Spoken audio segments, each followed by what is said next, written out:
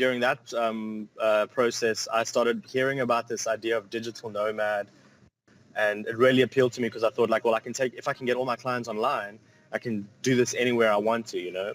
This video is 100% for you. I'm OG, y'all new to the game. New.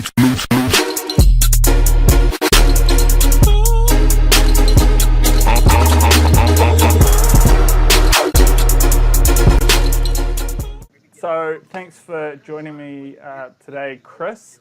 Now, just for a bit of background for anyone that might be viewing this, Chris and I have actually never met in person, but I've actually used Chris. So if you've ever looked at any of my branding or anything like that online, this is the man that has designed it all for me.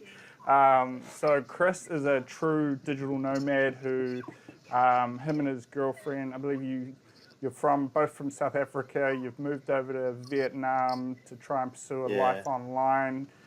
So just give us a bit of background first and foremost. Like, just kick off with where in the world are you at the moment, and what time is it? Okay, I'm in Malaysia at the moment, Kuala Lumpur, and it's I think it's just gone 9 o'clock. So it's three minutes past 9 in the morning. Oh yeah, brilliant. Yeah. So another thing I just want to get you to go over is just tell us a little bit about your backstory as well, and sort of, you know, what motivated you to sort of start chasing the type of lifestyle that you're living now. Yeah. Okay. So I was working back home in South Africa as in an agency as an art director. So I was working on basically making ads and that sort of thing, graphic design. But I was working within an agency that sort of had the 9-to-5 aspect within it. And it's sort of, I mean, I started working because that's what everyone does, you know, and I started realizing that sort of like lifestyle doesn't appeal to me, and I couldn't really like get comfortable. And I was always looking for the next thing to do, and I was always really scared of freelancing. But eventually a friend of mine actually gave me some advice, and he said to me, what is the worst thing that could happen, you know? And when I thought about it, the worst thing that could happen was I would have like maybe 2 months or 3 months with no salary, and I'd have to go live back with my parents. Yeah. And is that a bad thing? I don't know. I'm just asking. I mean, it's something I didn't want to do. And then he said to me, well, let that fear drive you, you know, and work as hard as you can the first month, get a good client, and then take it from there. And that's exactly what I did. I decided to quit my job. I did have a sort of a job lined up, like a freelance job lined up, so that was easy for me. Cool. And then from there, I took it to freelancing within South Africa. And during that process, I started hearing about this idea of digital nomad, and it really appealed to me because I thought like, well, if I can get all my clients online, I can do this anywhere I want to, you know. And Vietnam was a good choice because it's really, really cheap to live there.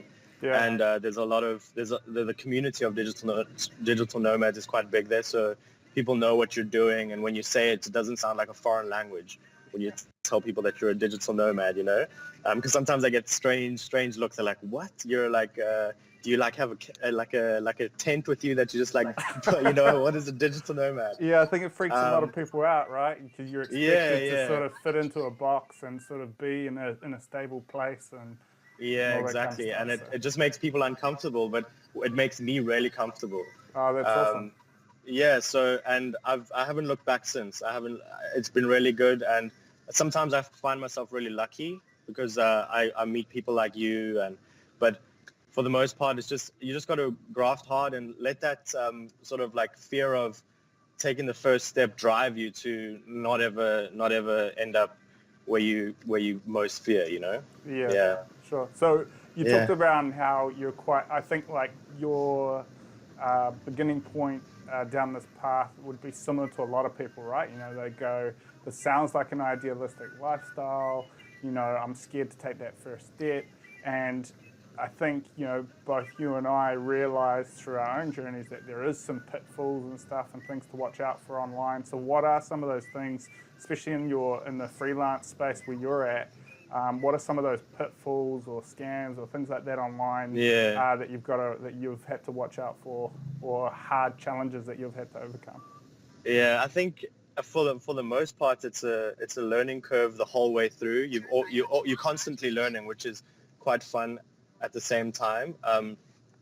But I guess something that you got to really figure out is how you're going to make your work time and your free time, because especially online, like with us, we're working in a crazy different time zone. So to set up sort of a way of communicating with each other, knowing that up front. Some people, it's weird, but there are people in the world that don't realize that they're in one time zone and you're in another one, and they're expecting work at like crazy hours. So that was something I had to learn really fast, and also start to put in sort of my pitches of saying like, listen, I'm here right now, so this is my time zone, so just be aware of that. So that's one. Another one is finding a good place to find almost like an online database. So I mean, I don't want to plug Upwork, but I mean, Upwork is really good. Is a place where you go on, I'm vetted, you're vetted, and it alleviates that sort of like feeling of, am I going to get paid? Am I not going to get paid? Yeah. Which is really scary when the first time you've done it, Yeah, I mean, like you got to put a lot of trust into someone that you've never met before, right? And just kind of hope. Yeah, exactly. Hope that it all kind of works out. And I think, Yeah. And the same from your side, I guess. Yeah. Like, you've got to put a lot of trust in me making the work actually work for you. Oh, correct. Yeah. So I think it's good when you find good people, but I think there's also those pitfalls of, there are people on those sites who will scam you. They will take your money and do a crap job. And on the reverse side, there's clients out there who just don't understand the time zone thing. They treat you just like a commodity, and they will just, they'll go, listen, work on this for $1 an hour, and I want it done yesterday type thing. And exactly. And I think that some of these basics around that you normally have in everyday life, like treating people with respect and culture and building that kind of stuff is quite important, right? Yeah, and I think the hardest thing is to do it through an online platform, because you're not always seeing the person face to face. You need to build trust through a text message sort of thing, and you need to learn how to trust someone else via what they're saying in a message board.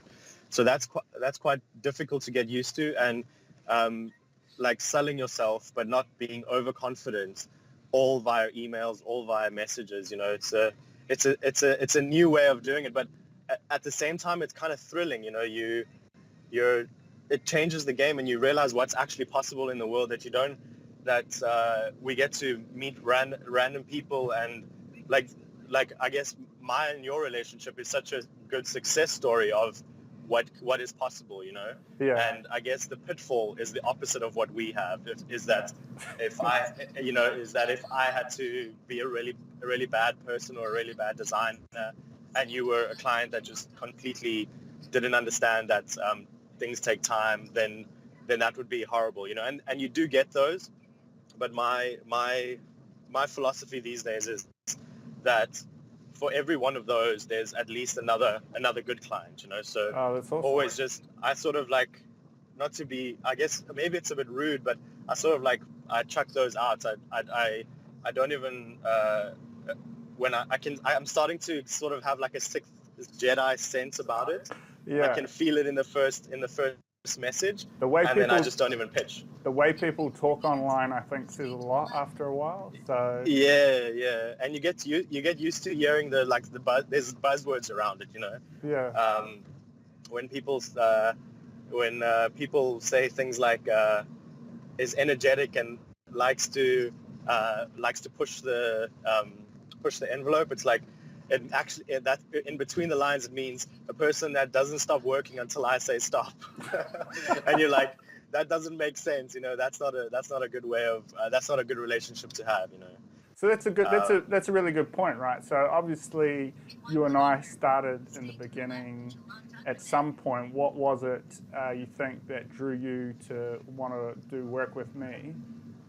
Like, what is it that sort of stood out for you? This is like, Yeah, that's a I'm good looking for question. kind of like a good tip for anyone else that might be looking to use freelancers and stuff like that. So what I do now is I look at proposals, and I'll try and read them. And the things that stick out for me is if the person has written a detail-orientated brief, so they know exactly what they want and where they want to put it, or they know exactly what they're looking for, and they just need someone to sort of create that. I like to see reference as well. That's a good thing to have in the brief.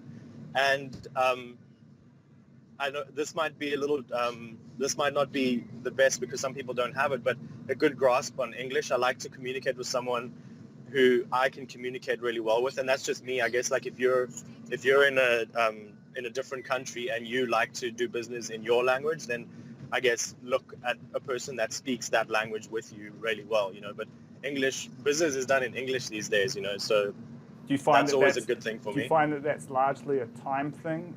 Because when you're trying to navigate a broken language or anything like that, or broken English, a lot of things get mistranslated. Is that why? Yeah, exactly. Like feedback and that sort of thing. When someone says something but I don't really know what they mean, it starts to create problems, Yeah. And then I've got to ask, and it's a bit crazy. And then what I like to do is obviously, I think we did this in the beginning when we started on the first project. We spoke about it before you actually just hired me. You didn't just go, okay, let's hire, which is always great when you do get the hire straight away. But I know that it's going to be a good client when they don't hire me straight away and they ask me a couple of questions and they say, do you have any questions? And we figure out the timeline beforehand. Yeah. And then we settle and we go, okay, cool, let's get this done. Let's make some good work. So I think setting those clear expectations up front for both parties is quite critical, because at least then there's no sort of hidden surprises, and then you've got a base plate to work from, right? You can kind of go, well, this is what we've agreed to. The project's kind of shifted, changed. How do we adapt and overcome that? So. Yeah. Like the opposite of that. Sorry, the opposite of that is there's sometimes you see a proposal where it just says, "I need a logo," and you know that's going to be a completely bad client. Like they don't know what they want. Anyway. Yeah. So what do you reckon is one of the most coolest or most interesting opportunities that's come your way online so far? So you're talking around, I think you're talking around there's someone in Malaysia that's trying to help you out and give you more full-time work at the moment. Have you got any other sort of things, or do you want to expand on that a bit more? Are you saying what's the coolest job I've gotten in this? Yeah, I'm just more saying, like, what's one of the more interesting jobs that's come your way online, or one of the better opportunities that's happened to you, whether that's you've had the ability to travel or relocate or do whatever. Yeah.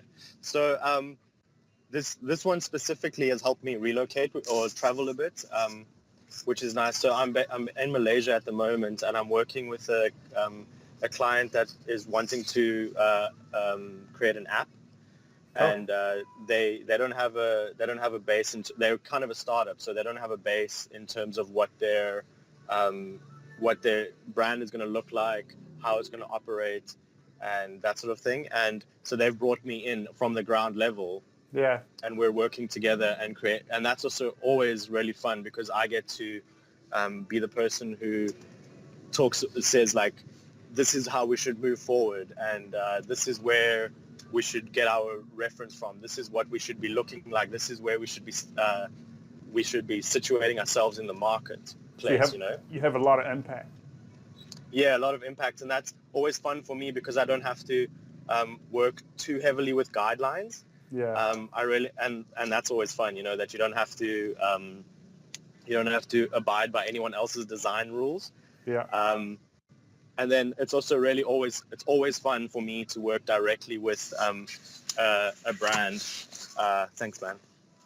directly with a brand, and sorry about that, I'm just jumping out the taxi. To work directly with a brand and not have like a middleman or another account person like liaising work with me, so that's really cool. Another really cool client that I get to do some work for is a client in Canada, and they have like these video projects, and that's always fun because they're sending me everywhere. Most of the projects I did with them was while I was still based in South Africa, so they sent me around the country to take videos of like startups and do interviews, and that's always fun because I love doing video work. Yeah, cool. I mean, like you've done some good stuff with us, so. Yeah. So that's always a lot of fun because I get to edit, direct, and also I think it's always when I have the most creative control is when I'm having the most fun. So what's been your sort of most successful way of kind of getting work online? Like what's been like worked the best for you for trying to get work online? My most successful way of getting work is it's basically what I look for in a brief. I try and emulate that because I think that then the client will respect me as much as I respect them. So what I was saying earlier. And what about specific like platforms or forums or anything like that to try and find work? Yeah, so I mean, Upwork is my main platform. I go on there every day and submit some work or submit some proposals. And then there's another place called Cloud People. And another one called I'll be honest with you, there were sections where I had to go in between the guy's legs and make them move. And then there's another one, Recruiter. All of them are basically all these online platforms where you put your portfolio up online and you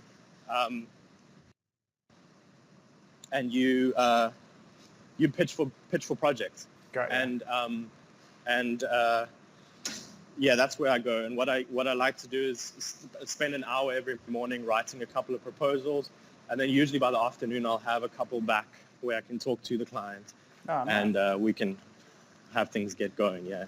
Cool.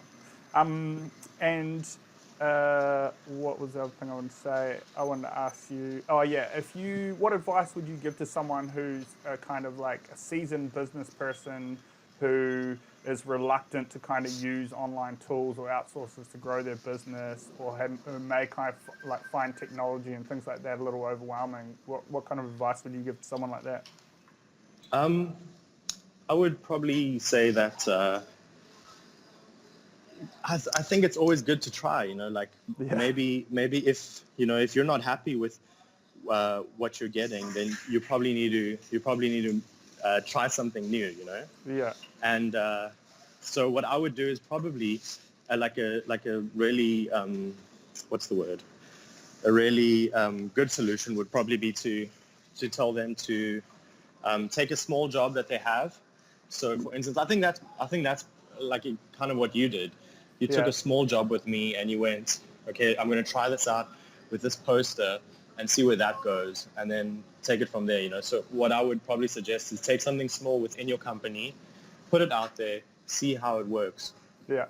And you have nothing to lose really, when it comes to something like that. So don't take your big top, your money maker, and put that out there and hope on a stranger. So just get like a banner done, or if it's graphic design, or just something small like a form or a template or whatever it is, and try someone out. Is that what you're saying? Yeah, and take it slow and build relationship, because that's essentially what happens. I think a designer probably would also, from my point of view, like obviously I would love to get a massive job online, but I think it's so daunting at the same time because so much rides on it, because you've just met this person, you've just met the client online, and now they've given you, say for instance, like they want you to create an entire ad campaign.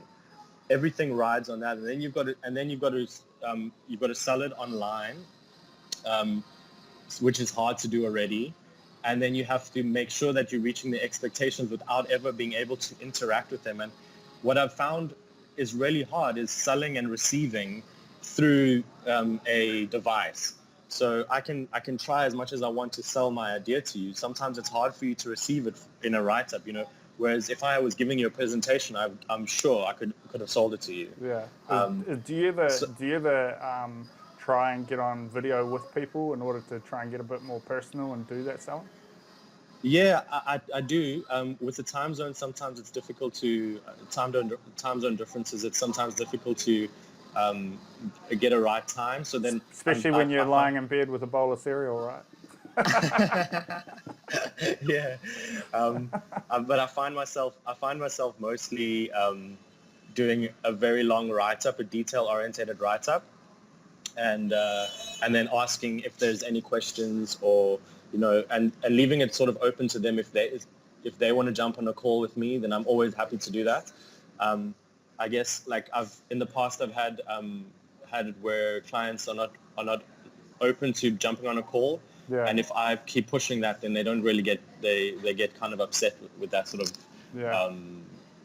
that sort of relationship. So I try to keep it where the client requests things or says, okay, this is what I think we should do, and then I jump on, so if I jump on a call that way, that's usually how I do it. Cool. All right, a couple more sort of closer questions. What I want to ask people when I jump on an interview with them is for a pro tip. So what's your best pro tip, or that could be for anything online. So the coolest tool you've come across lately, time-saving hacks, software or insight for working online. What's a pro tip for someone? Yeah, there's this really cool app called it's like an online app. It's called Envision, and I'm basically using it now. The really cool thing about it is what it does is it takes your designs that you do on sort of Illustrator or any Photoshop or that sort of thing. Yeah. You take it into Envision and you can prototype the app. So it's like an online version, and you can actually click the buttons, and you can, when you're showing the client, Wow. they are able to actually feel what it will feel like to use the app. And you don't have to pretend and go like, well, if you swipe here, this is what's going to happen. You can actually prototype that in and have that feel, and that's awesome. So Envision is really good for app development. Cool. Yeah, time saving or time management. There's another app called Trigger that helps me a lot to just log my time and it's basically like an online notebook, and then you just click it on, log your time. You know exactly how much you do. Another pro tip. Sorry, one more. That's all right, mate. Is that fire out all the pro tips? People will love them. This can get kind of annoying for some people, but I like to set an alarm on my phone every hour. It's like just a beep, and it starts to make you realize how much time you spend on a project. So if you're knowing every hour in the day, you hear a beep or you hear an alarm, okay, well now I've done an hour.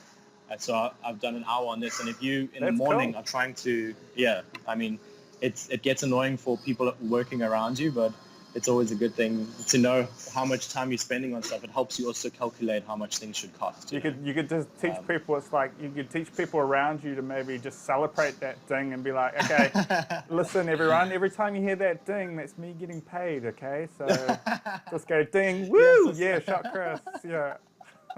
Yeah, that might demoralize them. They'll be like, oh, we need to get paid for this noise as well. Yeah. At first, I used to tell the people around me it was a stretching app, and every hour I was being told like I'm being reminded to stretch. Fist pump.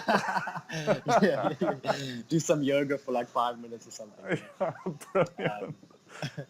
Yeah, but that really, it makes you efficient. I'll be honest with you, it makes you super efficient. That's a cool one. I like that. It's awesome. Yeah.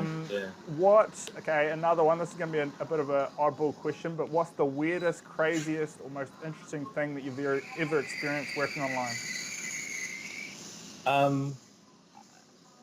There was this crazy job that I did where a guy messaged me and he was like, "Can you retouch a photo?" And I was like, "Yeah, sure. I can retouch." My head just went to like one of those like crazy like animal 80s Christmas photos, and anyway, I'll let you finish. It's a little worse than that. So he writes the brief up for me and he says, "Okay, I need you to make the background look like it's a pool. So there's a pool in the background, but I need the entire background to be blue and look like a pool. Okay. And I need you to retouch any folds because it was like a plastic pool. And so I'm like, okay, cool. He just sends that. He doesn't say anything else. And then he sends the image. And the image was a TIFF file, so you couldn't see the image. You had to download it and open it. So Okay. it took the whole download, and it's a massive file, so it's taking forever. And I eventually opened it up, and it's these 4 like massive hunk dudes in the tightest, tiniest speedos, like lying in between each other, like legs crossing each other. Like it was super weird. I didn't say anything. I was just like, oh my god. Did you Start do the editing job? it. I did the job.